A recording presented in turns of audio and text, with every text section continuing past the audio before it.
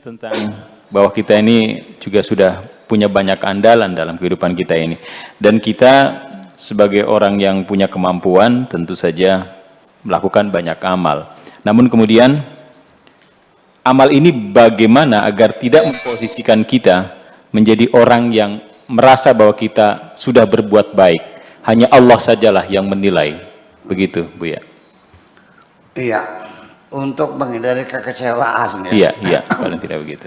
Begini, ini Rasulullah sudah mewanti-wanti, artinya sudah berpesan berulang kali, ittaqi syarra man ahsanta ilaih.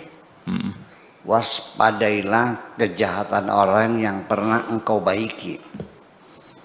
Ya, waspadailah kejahatan dari orang yang pernah engkau tolong. Ya. Kenapa? Sakit hatinya sangat mendalam sekali. Seorang istri sakit hatinya luar biasa ketika suaminya berselingkuh. Kenapa? Karena merasa dia bertahun-tahun memanjakan sang suami, ngurusin sang suami, ya nyuci bajunya, ya masaknya, ya segala macam bertahun-tahun. Ternyata dia berselingkuh. Sakit nggak? Sakit. Nah, kalau yang berselingkuh suaminya orang lain, sakit hati nggak? Enggak. Kenapa tidak sakit hati? Enggak pernah ngurusin. Karena tidak pernah berbuat baik. Jadi artinya jangan-jangan penyesalanmu, kekecewaanmu, dan penderitaanmu bersumber dari kebaikan-kebaikanmu sendiri. Orang tua kecewa ketika anaknya ngelawan. Karena dia merasa melahirkan, merasa nyebokin, merasa membiayai. Kalau yang melawan tuh anaknya orang lain, sakit hati enggak? Enggak. Berarti di balik kebaikan kita ada kekecewaan yang tersembunyi ketika kita mengalami karena dikecewakan karena dia melawan dengan hati kita. Itulah makanya supaya jangan kita kecewa atas kebaikan kita, ya sudah kita alamatkan saja kepada Allah semuanya. Semuanya adalah lillahi ta'ala. Aku mengurusin, melihara suamiku bukan karena dia suamiku, bukan karena dia yang aku cintai. Aku urus suamiku karena aku menjalani perintah Tuhanku. Ya. Itu. Tapi ada seorang perempuan saya nasihat begitu, ya tidak bisa Pak Kiai, sakit hati saya. Gitu. Ya sudah, kalau engkau tidak bisa niatkan untuk Allah, ya sudah, pandanglah suamimu sebagai peliharaanmu aja. Ya, so jangan sakit hati. Demikian. Jadi pengalaman sakit hati itu adalah pengalaman kemanusiaan di mana-mana dalam peradaban manapun, dari zaman primitif sampai modern ini, sehingga muncullah peribahasa-peribahasa yang menyangkut kekecewaan itu. Peribahasa itu kan intisari dari pengalaman kemanusiaan.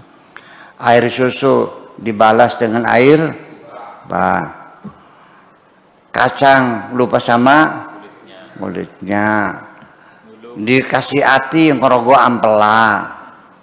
Mencuri menolong anjing terjepit. Ya, nolong kiri kejepit kan gitu. Apalagi? Itu kan banyaknya peribahasa menunjukkan bahwa kita seringkali dikecewakan oleh orang yang pernah kita tolong, kita baiki. Nah itu dengan apabila dia menaruh harapan ketika berbuat baik akan mendapat imbalan sebagai jasa. Itu namanya menghutangi budi. Nah orang itu akan membalas kita pun berdasarkan kebaikan kita, namanya balas budi. Nah, saling balas budi, Allah tidak campur, silakan. Kalau engkau berbuat baik kepada siapapun, menghutangkan budi, ya silakan minta pahala sama orang itu. Jangan minta pahala sama aku dong, kata Allah gitu dong. Nah, orang bekerja Orang mengaspal jalan raya di depan saya itu. Selesai mengaspal jalan, lalu datang kepada saya, minta bayaran. Saya bilang, yang nyuruh kamu siapa? PU. Ya minta sama PU dong, bukan saya menyuruh.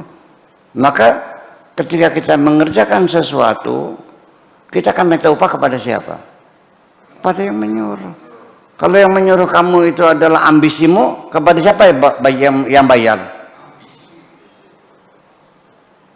Iya kan? Kalau yang menyuruh kamu adalah karena cintamu kepada perempuan itu, kepada siapa kamu minta bayaran? Sudah pasti logika yang akal sehat saja akan mengatakan kita akan minta bayaran kepada yang menyuruh kita. Nah, ketika yang nyuruh Allah, nah baru Anda minta. Ada orang bikin rumah sendiri, setelah jadi dia minta uang sama saya. Kenapa minta uang? Ya saya bikin rumah. Buat siapa? Buat saya sendiri. Sinting. Masa Tuhan tiap hari diperlakukan seperti itu? Kita berbuat apapun untuk diri kita sendiri, lalu mengharapkan pahala. Dari mana pahalanya? Lah iya. Dia naik haji, ya tujuannya ingin meningkatkan status sosialnya, supaya bisa pakai topi putih, bisa supaya kreditnya gampang, karena haji kan dipercaya. Iya, untuk Allah. Bagi-bagi duit juga untuk mencari jabatan supaya dipilih menjadi anggota DPR. Lalu minta pahala gitu. Minta bayaran sama Allah, aku sodako. Nah ini dengan logika yang saya kan nggak masuk. Nah disitu, karena disitulah konsletnya, ada disordernya adalah pada hijrah tadi. Faman kana hijratuhu lidunya yusibuha aw imra'atin yankihuha fahijratuhu ila ma hajara ilaih. Jadi tolonglah ke depan sahabat-sahabat sekali, cobalah dari sejak awal ya, yang penting ini titik tolak dari semua kebijakan, kegiatan, keinginan kita. Titik tolak itu mesti yang pas, yaitu harus ada garis lurus, namanya siratal mustaqim. Garis lurus itu adalah menghubungkan, garis yang menghubungkan dua titik yang dengan jarak yang terdekat, itu namanya garis lurus. Kita bergeser ya 1/juta mili, 1/juta mili. Ketika kita tarik berkepanjangan setelah 1000 kilometer akan berpisah, dan terus semakin hari semakin jauh. Maka titik tolak kita ini harus persis.